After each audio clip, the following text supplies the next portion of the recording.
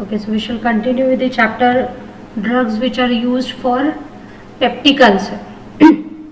Okay, so in the earlier lectures we have seen the treatment lines like those drugs which are used to reduce the gastric acid production or secretion, like H2 blockers or the antacids, okay, the prostaglandin analogs, anticholinergics and all. Also we have covered the class the drugs which are used to neutralize the acid which is already secreted, like antacids are the drugs which are used to neutralize the gastric acid. Okay. So we'll continue with the next class, that is ulcer protectives. Okay, so now as the name implies, so these drugs are protective in nature. So generally we have seen that in the peptic ulcers the mucosal damage may be produced, okay, and the ulcer base is formed in several places in the mucosa because of the damage of the mucosa in your gastric region or the stomach region. So basically these are the drugs which will protect that ulcer base from coming into contact with the gastric acid. Okay, so supposing if an ulcer is formed on the mucosa, if the mucosa is damaged and if it comes in contact with the acid or pepsin, okay, it will worsen the condition. Okay, several times the perforations have also resulted. Okay, so these are the drugs which will protect those ulcer base by forming a protective layer and prevent the further damage, and will also aid in helping the repair, okay, of the damage which has taken place, or the healing of that ulcer base will be promoted by these ulcer protectives. Okay, now coming to the first drug which is falling under this category, there are two, sucralfate and the CBS. Okay, now coming to the first one, that is sucralfate. Now basically this drug sucralfate, it is a basic aluminum salt of sulfated sucrose. Okay, so the name given to this compound is sucralfate. Coming to the mechanism of action. Now this is a compound which is having a specific property, so it behaves in a specific reason or in a specific manner when it encounters certain pH. Okay, so once this drug is administered, it will go into the stomach, right, and the stomach pH is acidic in nature. So once this drug goes to stomach, it will, when it encounters a pH less than 4, it will start polymerizing. Okay, so this is the property of this particular compound. It polymerizes at pH below 4. Okay, cross-linking of the molecules will result and it will form a gel-like consistency. Okay, a sticky consistency will be formed. A gel-like substance will be generated in situ, that is in your stomach, when it encounters a pH less than 4, that is acidic pH, which is already found in the peptic ulcer because of the excessive secretion. Sometimes because of the excessive secretion of the acid, the acidity will be increased, or the acidic pH will be found in the stomach. It will be more acidic, so that it will be enhance the polymerization of this particular compound and it will form a gel-like substance. Now this gel-like substance which is formed in the stomach, it will preferentially and strongly adhere to the ulcer bases. Okay, and it will remain on that ulcer base for round about 6 hours. Not only that, it also precipitates the surface proteins also at the ulcer base. So again it forms another protective layer. So this protective layer of this sticky gel-like substance which is generated because of the polymerization plus the precipitation of the surface proteins on the ulcer bases, so this will form a protective layer which will help in preventing the acid, pepsin or bile from coming in contact with your ulcer base. Okay, so it will prevent the further damage and it will help in healing of the ulcers. Okay, apart from this, the dietary proteins which are consumed, okay, when you consume food, the proteins which are present in that, so these also get deposited on this coat which is already formed of this gel-like consistency. So it will form another additional layer. So it will help in protecting the ulcer base. Okay. Now, as such, sucralfate has no acid neutralizing action like antacids, but it delays the gastric emptying. So it alters the GI motility. Okay, it decreases the GI motility so that the gastric emptying time is increased. So what will happen? It will increase its own stay in the stomach. Okay, so it will prolong its own stay. So gastric emptying slowed down, meaning your sucralfate will remain in the stomach for a longer period of time. So it will act for a longer period of time. So it will enhance its own action, okay, by prolonging its action, because totally it will act locally. Okay, it is minimally absorbed after the administration. So almost entirely it will act locally. It will polymerize and form a protective layer on the ulcer base. Okay. Apart from this, it can also increase the gastric mucosal PG synthesis. Prostaglandin synthesis in the gastric mucosa can also be increased by this particular drug, and we are already aware of that the prostaglandins are protective in nature. Okay. We have seen in the earlier classes that prostaglandins, it reduces the gastric acid secretion, it enhances the mucus secretion, which is a main important concern with that particular drug, the PGs, okay, or misoprostol, which we have seen, which is actually used in the ulcers. Okay, so basically PG, they enhance the protective factors and they will decrease the aggressive factors. So that's how it will add to the mechanism of action of sucralfate. Okay, so healing rates are high, as I've told you earlier. Okay, efficacy, it is found similar to that of cimetidine at the 4 weeks, after the 4 weeks of treatment. Okay, but the drawback with this particular drug is that large doses are required. Okay, so that is the reason why the popularity of this drug is decreased. Okay, 4 large well-timed daily doses are required of this particular drug. So it is quite inconvenient for any person to take large amount of drugs, and that too 4 times a day. So this may not have, or the patient may not comply with the regimen. Okay, so it discourages the patient from consuming more amount of drugs or more number of doses per day. So it is quite inconvenient. So patient non-compliance may be seen over here. And also, of course, simpler drugs are available like H2 blockers or PPIs. So these are preferred over the ulcer protectives. Okay. And one more precaution which is supposed to be taken with this particular drug sucralfate is that antacid should not be combined with this particular drug. Okay. Now the reason for this is because antacids, what they will do, they will neutralize the gastric acid. So they generally raise the pH in your stomach towards the alkaline pH. And what we have seen under the mechanism of action of sucralfate, the polymerization of this sucralfate takes place when it encounters a pH of less than 4. So when you administer antacid along with sucralfate, antacids will raise the pH, so it will discourage the polymerization of sucralfate. So it may not show effectiveness. Okay. Coming to the side effects are also quite mild, and even they are less in number. Only 2% of the patients may complain of constipation, because we have seen that it decreases the GI motility.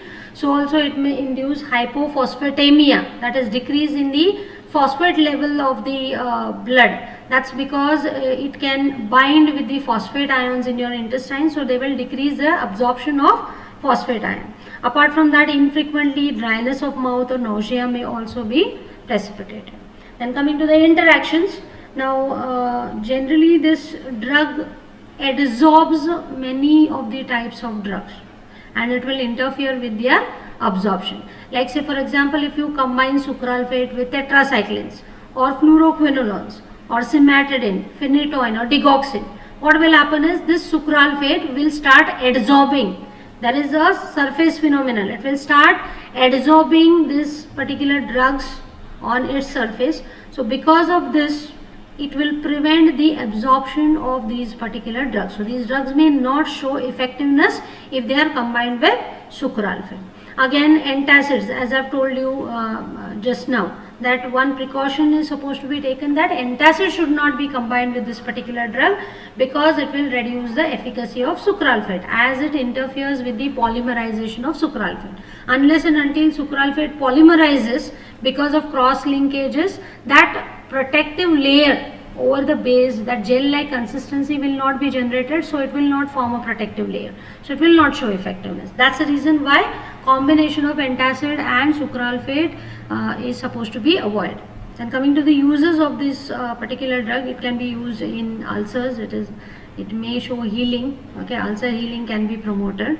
Okay, apart from this, other uses include bile reflux. Sometimes the bile which is secreted in the small intestine, so that may also regurgitate. Okay, so that the mucosal damage of the esophagus may take place. Okay, so bile reflux or gastritis, that is inflammation of the stomach mucosa, or prophylaxis of the stress ulcers. So this could be the other uses of sucralfate.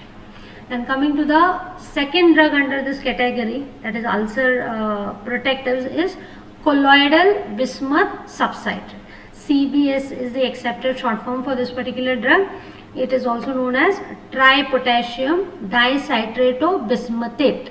Okay, so it is commonly known as colloidal bismuth substrate. So as the name implies, it is a colloid. Okay, so a certain range of particles of this particular compound is suspended in this particular formulation. Okay, though it is water soluble, this particular CBS, but when it encounters a pH of less than 5, it starts precipitating. Okay, just like your sucralfate, this particular compound also starts precipitate. Now there is a difference between the two. In case of sucralfate, we have seen that there is polymerization because of cross linkages, but here when it encounters a pH of less than 5, it precipitates, and it precipitates specifically on the ulcer bases, and that's how it will form a protective layer, and it will help in the healing of this particular ulcer bases or the ulcers which are formed. Okay, so these are the healing rates which they have given. Okay, now coming to the mechanism of action. So as such, mechanism of action is not clear, but there are certain theories which have been put forth. So one of the mechanism could be it may increase the gastric mucosal PGE2, and we have seen that the PGE2 is protective in nature. Mucus and bicarbonate production may be enhanced because of this PGE2. Next mechanism which it could follow is it may precipitate the mucus glycoproteins and coat the ulcer base. So that's how it forms another protective layer on the ulcer base. Next mechanism is it may detach and even inhibit the H. pylori directly.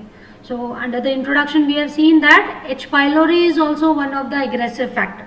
So this infection with this H. pylori may also be responsible for the precipitation of the peptic ulcers. So this particular CBS, it may detach the attached H. pylori to the gastric mucosa, and may also inhibit the H. pylori also. Okay, so it has anti-H. pylori action. So it may be used against the conditions or the ulcers in which the causative organism is H. pylori. Okay. So conditions like gastritis or non-ulcer dyspepsia, that is indigestion, which is associated with this infection. So this may be also improved by the treatment with CBS. Now generally the dose and the dosing which is followed with the CBS, it is generally utilized in 120 milligrams. So quite a particular dose which is utilized, and it is supposed to be taken half an hour before the 3 major meals. Okay, so 3 times you are supposed to administer this particular drug, and also at the bedtime. Okay, for around about 4 to 8 weeks. So it can effectively help in healing of the ulcers by forming the protective layers. But one care should be taken is that milk or antacids are not supposed to be combined with it. Okay, so antacids, they will increase the pH, and this drug may not show effectiveness. Then coming to the kinetics, most of this CBS, it is excreted in the feces. Small amount may be absorbed, which may be excreted in the urine. Side effects include the diarrhea, headache, dizziness. So quite simple side effects are seen. but the limitation of this particular drug, okay, which will discourage the patients from consuming this drug, is it produces the darkening or blackening of the tongue. So tongue may become blackish in color, or your dentures, okay, or the stools, okay, which you pass, so that may also become dark in color. Okay, so also the schedule, the dosing schedule which is utilized, so that is also quite inconvenient because more number of doses are required. So this is the reason why patient acceptance of CBS is quite less. Okay, coming to the uses, it is used in the triple drug anti H. pylori regimen. Okay, as we have seen that it can detach and inhibit the H. pylori. So that's the reason why it is one of the part of the combination therapy which is utilized against the treatment of H. pylori infections. We'll come to that. Okay, now under this. Okay, so next class of the drug used in peptic ulcer is anti-Helicobacter pylori drugs. Okay, so we have seen that H. pylori is one of the infectious organism, okay, which can invade your stomach mucosa. It will attach over there, and it may be one of the aggressive factor which may precipitate the ulcers. So several anti-H. pylori drugs have been developed, okay, and more than one drugs are generally preferably used for this particular condition. Let us see first what exactly this particular organism is. So it is a gram-negative bacillus, okay, which is adapted, it adapts itself in such a way that it can survive in the hostile environment of the stomach, because we have seen that the pH in the stomach is acidic in nature.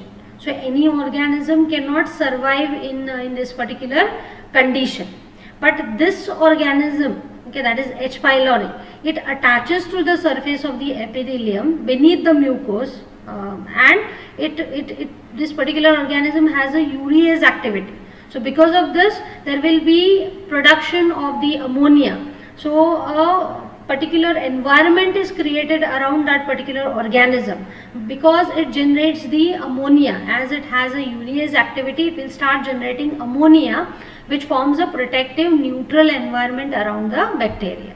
And also it promotes the back diffusion of the H plus ion. So acid also will not be effective against this particular organism. Okay, that is H. pylori. So that's how it forms a protective layer, and it can survive in the hostile environment of the stomach.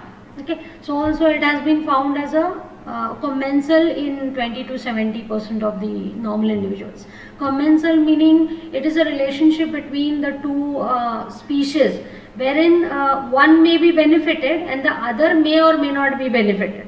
So this is a situation which is created. So sometimes infection is there, but it may not be harmful also, okay, in certain situations. But it may contribute to certain conditions like chronic gastritis, dyspepsia, peptic ulcer, gastric lymphoma, or gastric carcinoma also.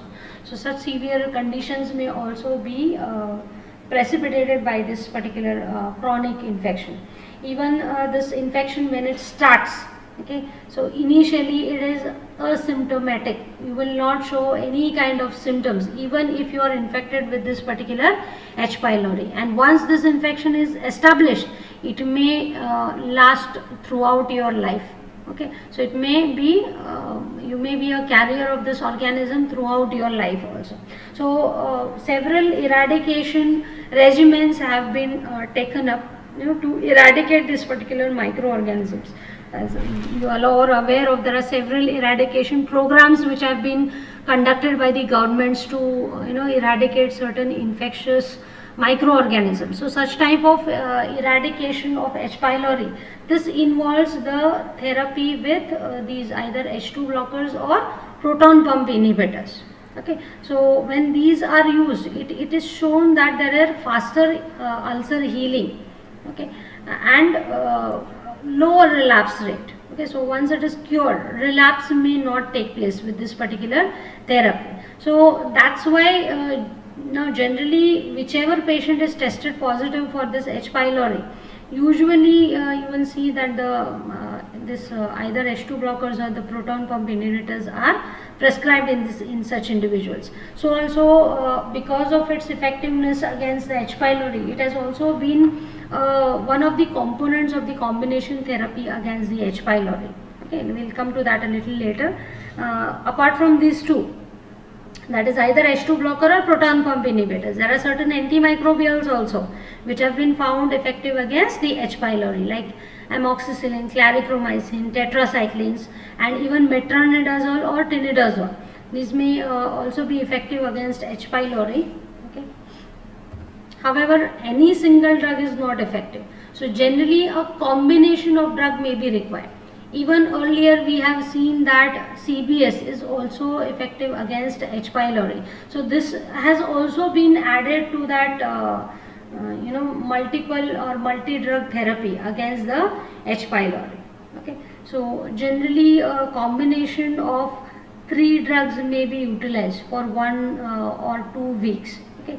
So regimen which is recommended by US FDA, which was approved. So this includes lansoprazole, which is a proton pump inhibitor in 30 milligrams, amoxicillin 1000 milligrams, clarithromycin 500 milligrams. So generally all of these are given twice daily for 2 weeks treatment. So it has instituted 86 to 92% of eradication rate. Okay. However, in certain individuals, even there is a resistance to this nitroimidazoles also.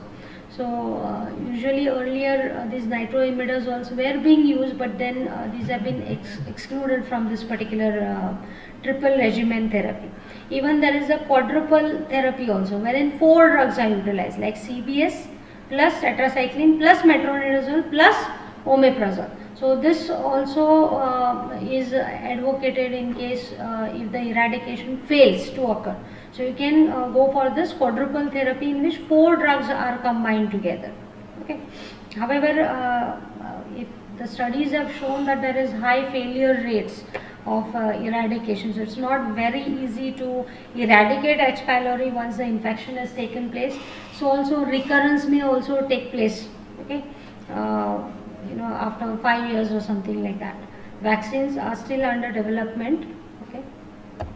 So this finishes the chapter. Now the important questions pertaining to this chapter, okay, classification of the anti-ulcer drugs may be asked, or a note on any of the class, like say for example write a note on PPIs, proton pump inhibitors, or note on antacids may be asked. This has been appeared many times in the question, note on antacids, wherein you have to discuss both the systemic as well as the non-systemic antacids. So also note may be asked on the H2 antagonist also, or mechanism of any of the drug may also be asked. Okay. So these are some of the important questions.